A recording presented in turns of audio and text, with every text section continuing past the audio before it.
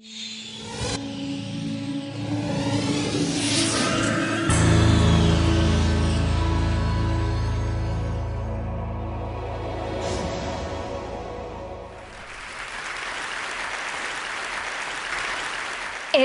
Monday morning. In Washington, the President of the United States is sitting in the Oval Office, assessing whether or not to strike Al-Qaeda in Yemen. At number 10 Downing Street, David Cameron is trying to work out whether to cut more public sector jobs in order to stave off a double-dip recession. In Madrid, Maria Gonzalez is standing at the door, listening to her baby crying and crying, trying to work out whether she should let it cry until it falls asleep or pick it up and hold it.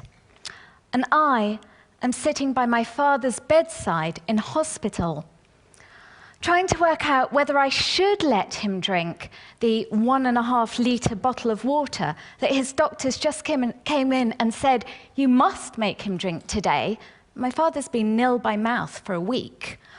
Or whether, by giving him this bottle, I might actually kill him. We face momentous decisions with important consequences throughout our lives. And we have strategies for dealing with these decisions. We talk things over with our friends. We scour the internet. We search through books. But still, even in this age of Google and TripAdvisor and Amazon Recommends, it's still experts that we rely upon most, especially when the stakes are high and the decision really matters. Because in a world of data deluge and extreme complexity, we believe that experts are more able to process information than we can, that they are able to come to better conclusions than we could come to on our own. And in an age that is sometimes nowadays frightening or confusing, we feel reassured by the almost parental-like authority of experts who tell us so clearly what it is we can and cannot do. But I believe that this is a big problem with potentially dangerous consequences for us as a society, as a culture, and as individuals. It's not that experts have not massively contributed to the world. Of course they have. The problem lies with us. We've become addicted to experts. We've become addicted to their certainty, their assuredness, their definitiveness. And in the process, we have ceded our responsibility, substituting our intellect and our intelligence for their supposed words of wisdom. We've surrendered our power, trading off our discomfort with uncertainty for the illusion of certainty that they provide. This is no exaggeration. In a recent experiment, a group of adults had their brains scanned in an MRI machine as they were listening to experts speak. The results were quite extraordinary. As they listened to the experts' voices, the independent decision-making parts of their brains switched off. It literally flatlined. And they listened to whatever the experts said and took their advice, however right or wrong. But experts do get things wrong. Did you know that studies show that doctors misdiagnose 4 times out of 10? Did you know that if you file your tax returns yourself, you're statistically more likely to be filing them correctly than if you get a tax advisor to do it for you? And then there's, of course, the example that we're all too aware of financial experts getting it so wrong that we're living through the worst recession since the 1930s. For the sake of our health, our wealth, and our collective security, It's imperative that we keep the independent decision-making parts of our brains switched on. And I'm saying this as an economist who over the past few years has focused my research on what it is we think and who it is we trust and why, but also, and I'm aware of the irony here, as an expert myself, as a professor, as somebody who advises prime ministers, heads of big companies, international organizations, but an expert who believes that the role of experts needs to change, that we need to become more open-minded, more democratic, and be more open to people rebelling against our points of view. So, in order to help you understand where I'm coming from, let me bring you into my world, the world of experts. Now, there are, of course, exceptions. Wonderful, civilization-enhancing exceptions. But what my research has shown me is that experts tend, on the whole, to form very rigid camps, that within these camps, a dominant perspective emerges that often silences opposition, that experts move with the prevailing winds, often hero-worshipping their own gurus. Alan Greenspan's proclamations that the years of economic growth would go on and on, not challenged by his peers, until after the crisis, of course. You see, we also learn that experts are located, are governed by the social and cultural norms of their times, whether it be the doctors in Victorian England, say, who sent women to asylums for expressing sexual desire, or the psychiatrists in the United States who up until 1973 were still categorizing homosexuality as a mental illness. And what all this means is that paradigms take far too long to shift, that complexity and nuance are ignored, and also that money talks, because we've all seen the evidence of pharmaceutical companies funding studies of drugs that conveniently leave out their worst side effects, or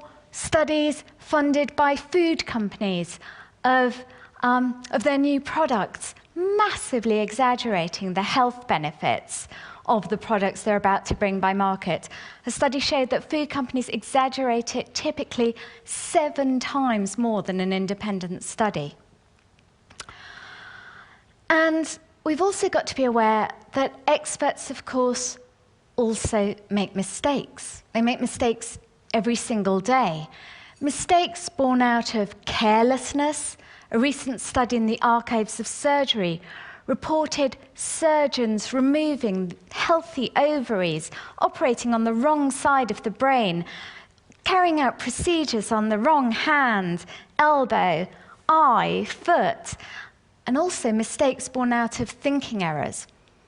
A common thinking error of radiologists, for example, when they look at CT scans, is that they're overly influenced by whatever it is that the referring physician has said that he suspects the patient's problem to be. So if a radiologist is looking at the scan of a patient with suspected pneumonia, say, what happens is that if they see evidence of pneumonia on the scan, they literally stop looking at it, thereby missing the tumor sitting 3 inches below on the patient's lungs. I've shared with you so far some insights into the world of experts. These are, of course, not the only insights I could share, but I hope they give you a clear sense, at least, of why we need to stop kowtowing to them, why we need to rebel, and why we need to switch our independent decision-making capabilities on. But how can we do this? Well, for the sake of time, I want to focus on just 3 strategies. First, we've got to be ready and willing to take experts on and dispense with this notion of them as modern-day apostles. This doesn't mean having to get a PhD in every single subject, you'll be relieved to hear, but it does mean persisting in the face of their inevitable annoyance when, for example, we want them to explain things to us in language that we can actually understand. Why was it that when I had an operation, my doctor said to me, "Beware, Miss Hertz, of hyperpyrexia," when he could have just as easily said, "Watch out for a high fever"? You see, being ready to take experts on is about also being willing to dig behind their graphs, their equations, their forecasts, their prophecies, and being armed with the questions to do that. Questions like, what are the assumptions that underpin this? What is the evidence upon which this is based? What has your investigation focused on? And what has it ignored? It recently came out that experts trialing drugs before they come to market typically trial drugs first primarily on male animals and then primarily on men. It seems that they've somehow overlooked the fact that over half the world's population are women.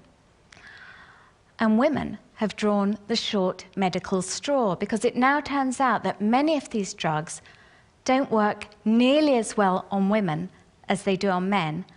And the drugs that do work so well that they're actively harmful for women to take. Being a rebel is about recognizing that experts' assumptions and their methodologies can easily be flawed. Second, we need to create the space for what I call managed dissent. If we are to shift paradigms, if we are to make breakthroughs, if we are to destroy myths, we need to create an environment in which expert ideas are battling it out, in which we're bringing in new, diverse, discordant, heretical views into the discussion, fearlessly, in the knowledge that progress comes about not only from the creation of ideas, but also from their destruction, and also from the knowledge that by surrounding ourselves by divergent, discordant, heretical views, all the research now shows us that this actually makes us smarter. Encouraging dissent is a rebellious notion because it goes against our very instincts, which are to surround ourselves with opinions and advice that we already believe or want to be true. And that's why I talk about the need to actively manage dissent. Google CEO Eric Schmidt is a practical practitioner of this philosophy. In meetings, he looks out for the person in the room, arms crossed, looking a bit bemused, and draws them into the discussion, trying to see if they indeed are the person with a different opinion, so that they have dissent within the room. Managing dissent is about recognizing the value of disagreement, discord, and difference. But we need to go even further. We need to fundamentally redefine who it is that experts are. The conventional notion is that experts are people with advanced degrees, fancy titles, diplomas, best-selling books, high-status individuals. But just imagine if we were to junk this notion of expertise as some sort of elite cadre, and instead embrace the notion of democratized expertise, whereby expertise was not just the preserve of surgeons and CEOs, but also shop girls. Yeah. Best Buy, the consumer electronics company, gets all its employees, the cleaners, the shop assistants, the people in the back office, not just its forecasting team, to place bets, yes, bets, on things like whether or not a product is going to sell well before Christmas, on whether customers' new ideas are going to be or should be taken on by the company, on whether a project will come in on time.